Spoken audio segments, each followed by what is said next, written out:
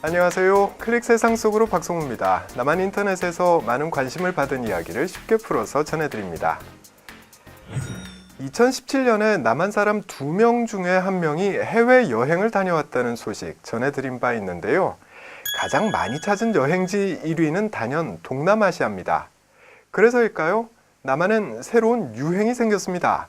한식, 중식, 일식, 양식 정도로 나뉘던 식당 음식에 인도와 태국, 인도네시아, 말레이시아, 베트남 같은 동남아 요리가 더해진 겁니다. 달라지고 있는 외식 입맛에 대해서 짧고 굵게 짚어봅니다. 세계 각국의 음식을 어느 곳보다 다양하게 맛볼 수 있는 곳은 서울의 이태원입니다. 외국인들이 많이 살고 있는 덕분에 자연스럽게 다양한 음식점이 들어선 거죠. 중국, 미국, 프랑스 식당 등이 즐비한 이태원에서 요즘 대세로 떠오른 식당은 따로 있다는데요. 바로 베트남, 태국, 인도네시아 음식 같은 동남아시아 음식점들입니다. 지구에서 가장 큰 대륙인 아시아는 그 규모에 걸맞은 다채로운 식문화를 가지고 있는데요. 특히 동남아시아는 식재료와 향신료의 종류가 다양하고 풍부해서 지역 고유의 톡톡 튀는 맛으로 한국인의 입맛을 사로잡고 있는 겁니다. 동남아 음식이 인기를 끌면서 전문 식당도 빠르게 증가하고 있다는데요. 과연 얼마나 늘어났을까요? 서울시에 따르면 지난 2012년에 새로 생긴 인도, 태국 등 외국 음식 전문점은 불과 3곳뿐이었는데요. 2015년에 60곳으로 늘어나더니 2016년엔 136곳, 2017년에는 319곳의 동남아 음식점이 새로 문을 열었다고 합니다. 5년 사이에 동남아 음식점이 100배 넘게 증가한 거죠. 동남아 음식 중에서도 가장 대중화된 음식은 베트남 쌀국수입니다. 20년 전인 1998년에 이미 베트남 전문 음식점이 등장했을 정도로 한국에 소개된 지 오래된 쌀국수는 고기 육수에 얇고 부드러운 쌀면이 제격인데요. 국물 요리를 좋아하는 한국인의 입맛에도 잘 맞는 음식이었지만 독특한 향신료에 대한 거부감이 커서 초창기에는 큰 인기를 누리지는 못했습니다. 하지만 베트남으로 여행도 많이 가고 현지에서 먹었던 맛을 잊지 못하는 사람들이 늘어나면서 2018년 쌀국수는 새로운 전성기를 맞았습니다. 달라진 게 있다면 철저한 현지식으로 거듭났다는 거죠. 직접 육수를 내고 생면을 쓰는 등 현지 요리법과 현지 재료를 사용한다는 건데요. 여기에 쌀국수와 석쇠에 구운 돼지고기를 양념에 찍어 먹는 분짜, 하노이식 비빔국수인 분보남보, 채소와 돼지고기에 해산물, 숙주 등을 얹어 부쳐낸 반새우 등 요리 종류가 다양해진 것도 베트남 요리의 인기 비결입니다. 태국 음식도 빼놓을 수 없는데요. 태국의 대표적인 전통 음식인 볶음 쌀국수 팟타이를 비롯해 튀긴 게살에 달콤한 카레를 얹은 푸팟 퐁커리, 세계 3대 스프로 손꼽히는 똠양꿍 등이 인기입니다.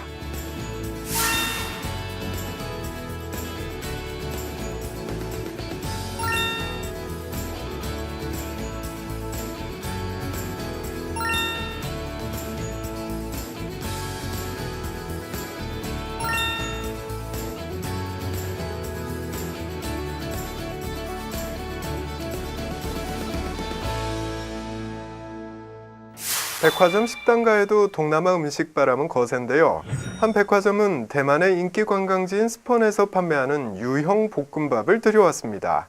일명 닭날개 볶음밥으로 알려진 이 음식은 대만 여행을 다녀온 사람들이 가장 기억에 남는 음식으로도 손꼽는데요. 그때 그 맛을 다시 느끼기 위해서 긴 줄도 마다하지 않을 만큼 사람들이 몰려듭니다. 집에서 동남아 음식을 직접 요리하는 사람들도 늘고 있습니다. 때문에 유통업체들은 동남아 지역의 채소와 향신료 등 동남아 요리에서 빠져서는 안 되는 식재료를 판매하고요. 식품업체들은 동남아식 특유의 진한 육수나 새콤한 양념을 잇따라 출시하는 등 간단하게 조리해 먹을 수 있는 간편식 제품도 내놓고 있습니다. 또 각종 인터넷 사이트에서는 집에서 손쉽게 동남아 요리를 만들 수 있는 요리법까지 공유하고 있습니다. 2017년 베트남에서만 한국 소주가 300만 병의 판매고를 올릴 만큼 큰 인기를 끌고 있다고 하죠. 또 한국식 닭튀김을 먹기 위해서 긴 줄을 늘어선 동남아시아 사람들의 이야기도 심심치 않게 들려오는데요. 동남아시아에서는 이렇게 한국 음식이, 또 반대로 한국에서는 동남아시아 음식이 뜨거운 호응을 받고 있는 지금, 사는 곳, 쓰는 언어는 달라도 입맛에서만큼은 국경이 사라진 게 아닐까요?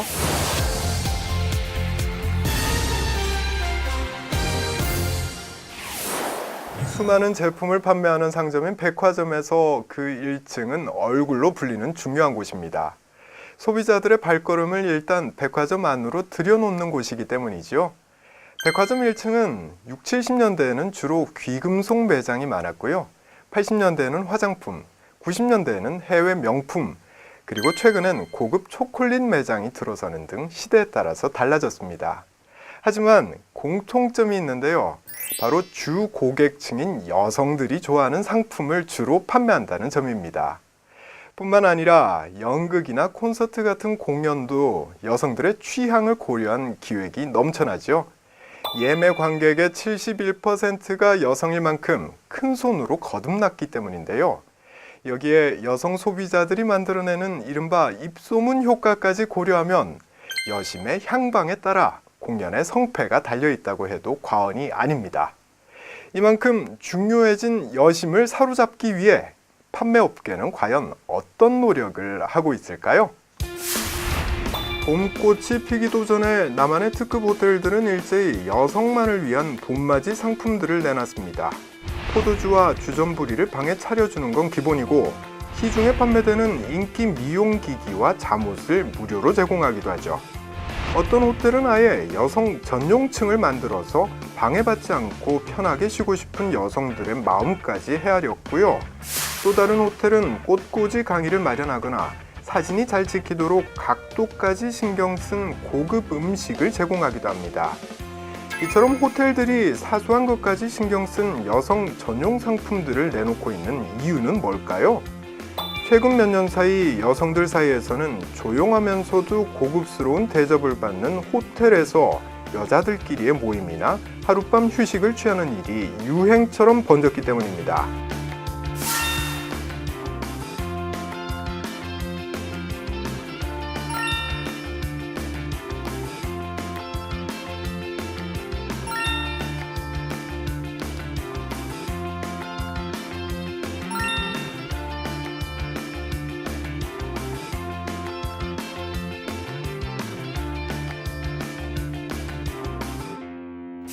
비닐 온실 재배로 겨울에 한창인 딸기도 여심을 자극하는 귀한 대접을 받는데요. 일정한 가격을 내면 무제한으로 음식을 즐길 수 있는 뷔페의 주 재료가 된 겁니다. 사실 남성들은 딸기만 어떻게 먹냐 이렇게 생각하는 편이지만 딸기를 넣어서 만든 빵부터 음료까지 맛뿐 아니라 그 화려한 모양의 인기가 워낙에 높다 보니 예약하는 것도 쉽지가 않습니다.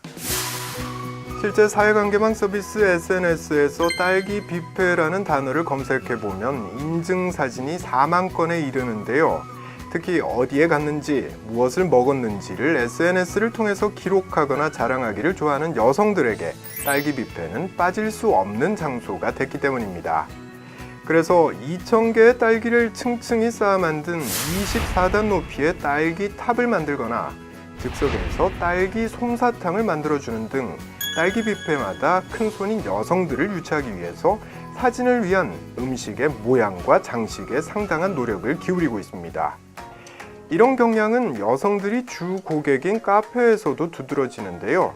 사회관계망 서비스 SNS에 소개된 곳을 일부러 찾아다니는 사람들이 있을 정도로 SNS에 얼마나 소개되느냐가 카페의 성공을 좌우하기도 합니다.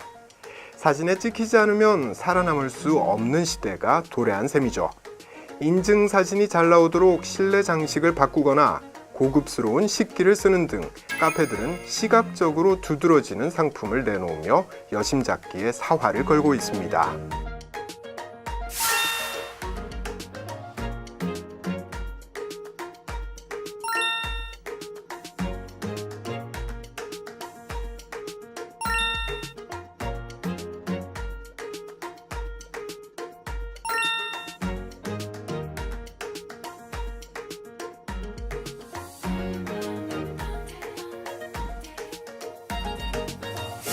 술이나 자동차처럼 남성들의 전유물처럼 여겨졌던 분야에서도 여성들은 핵심 소비층으로 떠오르고 있습니다.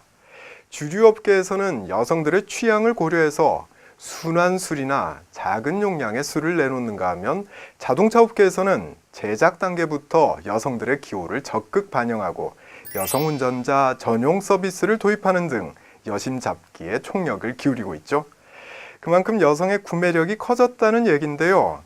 여성의 사회 활동이 더 활발해짐에 따라 앞으로 소비업계의 여심 잡기는 더 치열해질 것 같습니다. 지금까지 박성우였습니다. 다음 시간에 다시 뵙겠습니다.